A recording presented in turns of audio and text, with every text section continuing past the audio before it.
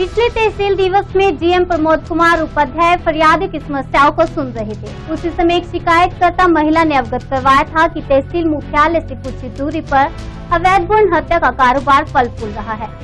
इस मामले को डीएम ने गंभीरता से लेकर इसकी जांच नायब तहसीलदार कैलाश यादव को सौंपी थी। इस क्रम में प्रातः 10:30 बजे नायब तहसीलदार कैलाश यादव, चिकित्साधारी मनोज इक्का व प्रभारी निरीक्षक विनोद यादव ने उक्त तथा कथित हॉस्पिटल पर छापा मारा।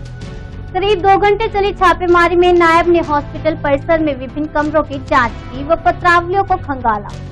इसी दौरान चिकित्साधारी मनोज इक्का ने भी हॉस्पिटल में पाए गए उपकरणों के बारे में भी संचालक से पूछा।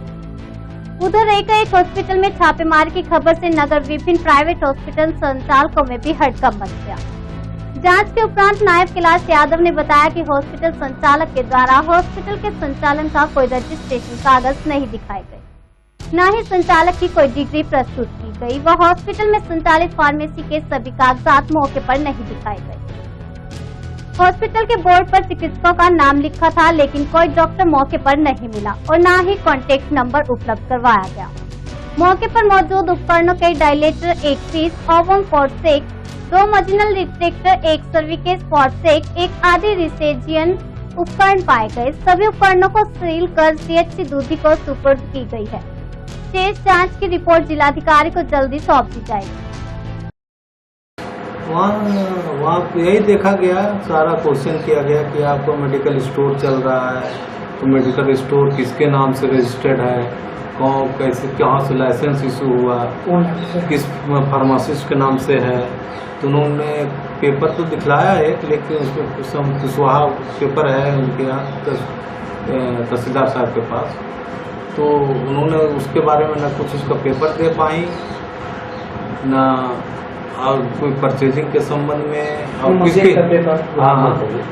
किसी इस संबंध में कोई जवाब नहीं दे पाई। बस उनका ये कहना था कि मैं कल दे दूंगी, 2 घंटे में दे दूंगी।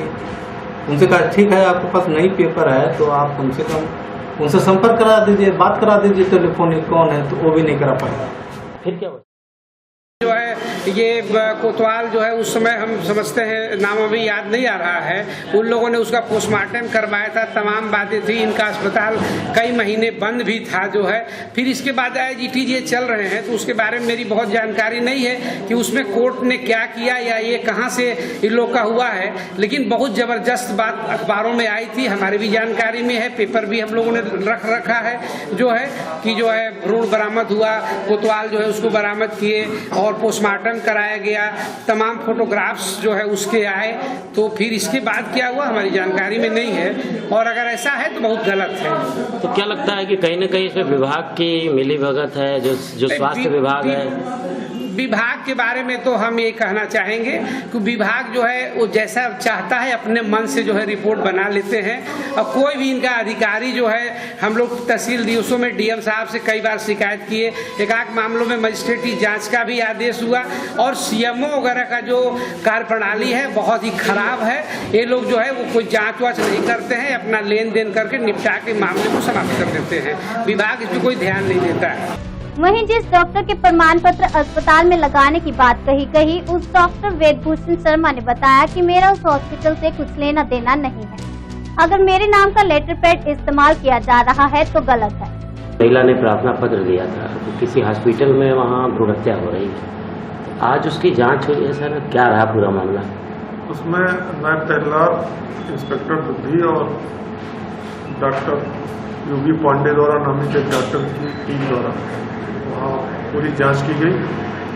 जांच के बाद यह पाया गया कि वहाँ उनका कोई वैध कागजात नहीं था, यह नियम के प्रतिकूल संचालित थी। इसको सीज कर दिया गया है और विधिक कार्रवाई की जा रही है। तो वहाँ पे जैसा सुनने में आया कि कुछ इंस्ट्रूमेंट भी मिले हैं जो भ्रूण हत्या से संबंधित हैं। वो इंस्ट्रूमेंट की जांच डॉक्टर साहब कर रहे हैं, उनको सीज कर दिया गया है। इसकी रिपोर्ट बनाकर अलग से कार्रवाई की जाए।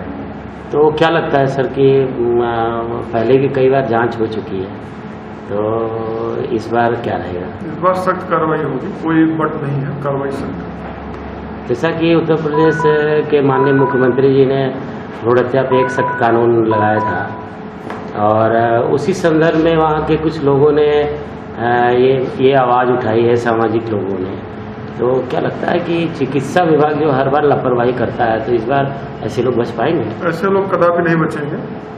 शासन की नियति और मंशा साफ है, कार्रवाई होगी बिल्कुल। उप जिलाधिकारियों ने बताया कि पिछले काफी दिनों से इस तरह की सूचनाएं प्राप्त हो रही थी। एक महिला ने जिलाधिकारी को शिकायती पत्र भी दिया था, जिसके परिप्रेक्ष्य में नायब तहसीलदार ने जांच की है। जांच मौके पर कोई भी डॉक्टर मौजूद नहीं था और हॉस्पिटल से संबंधित कोई प्रमाण पत्र जांच अधिकारी को अस्पताल संचालक नहीं प्रस्तुत कर सके, जिससे अस्पताल को सीज कर दिया गया है और ऐसे लोगों के ऊपर कठोर कार्रवाई की बात कही गई। इस सरकार में कोई भी गलत और अवैध कार्य करने वाले बच नहीं सकेंगे। उस निजी अस्पताल में नायब तहसीलदार और पुलिस प्रशासन के लोग गए थे, तो लोगों को बहुत संतोष हुआ।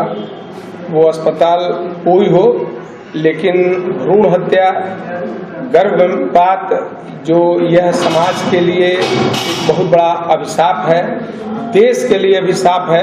ये सवाल उठता है कि भ्रूण हत्या बिल्कुल रुकनी ही चाहिए और शासन इसके लिए भी हर संभव प्रयास किया है। उसके बाद भी अगर इस तरह के धंधे चल रहे हैं, इसकी जानकारी शासन प्रशासन को किसी माध्यम से हुई है, तो निश्चित रूप से ईमानदार प्रयास करके शासन प्रशासन के जिम्मेदार लोगों को इस पर रोक लगाना चाहिए, उचित कार्रवाई करनी चाहिए। और जो जिस बारे में आप पूछ रहे हैं, जिस निजी अस्पताल के बारे में, वो तो 2 वर्ष पूर्व भी इस तरह की बात समाज में आई थी, पेपर पत्रिकाओं में हम लोगों ने सुना। बहुत दुख भी हुआ कि ये जो है ये अस्पताल बिना किसी डॉक्टर के, अधिकृत डॉक्टर के संचालन हो रहा है और शासन प्रशासन के नाक के नीचे हो रहा है। उसमें किसी ने शिकायत की थी, कोई बच्चे का शव भी बरामद हुआ था, पोस्टमार्टम भी हुआ था। उसके बाद भी चिकित्सा अधिकारी और शासन प्रशासन के लोग क्या कार्रवाई हुई, आज तक ये समाज में दुश्चिंता का विषय बना हुआ है। वहीं शिकायतकर्ता सरोजा देवी ने बताया कि मुझे अस्पताल संचालक दया मौर्य व ममता मौर्य द्वारा लगातार धमकी दी जा रही है, जिससे मुझे जान का खतरा है। वे पैसे वाले लोग हैं, कभी भी मेरे ऊपर हमला कर सकते हैं। और साथ ही पत्रकारों को अंदर जाने से अस्पताल संचालक दया मौर्य व ममता मौर्य ने रोका और अवधरता की, जिससे एक बार तो पुलिस भी सन्न रह गई। जिस तरह से ममता मौर्य ने पत्रकारों को खबर निकालने पर देख लेने की धमकी दी गई। हम तो चाह रहे हैं कि भैया ये बंद हो हॉस्पिटल, ऐसा अवैध रूप से ना हो। ना कोई डॉक्टर, ना कोई लेडी डॉक्टर है, ना वहाँ कोई ऊपर डॉक्टर, बड़ा डॉक्टर। ममता मौर्य अपना ही बुलाती है लड़की लोग जाते हैं, लड़की लोग के पूरा एकदम बलजबरी मार मार के ये सब ऐसा काम कर रही है। तो अभी बच्ची के लिए तो एकदम, लड़का लड़की के लिए तो एकदम ये बंदे करना चाहिए कि लड़की हो चाहे लड़का हो, उन लोग के जीवन न लिया है। जैसा कि अभी सुनने में आया था कि जब आपने प्रार्थना पत्र दिया था, उसके बाद आपके ऊपर तमाम तरह के दबाव, धमकियां मिल रही थी। हाँ, घर पर गया दया वो दोनों, ममता मौर्य और दया जा करके कह रहा है कि नहीं तुम अपना एप्लीकेशन वापस ले लो, और नहीं तो हम बुढ़िया भीतर भरे बांधेंगे, बाकी तुम्हारे ऊपर यहाँ जीना सवार हो जाएगा। और क्या कह रही थी? रहना नहीं, यहाँ पर नहीं रह पाओगे, हम लोग चाहे भले जीवन बेचना पड़े।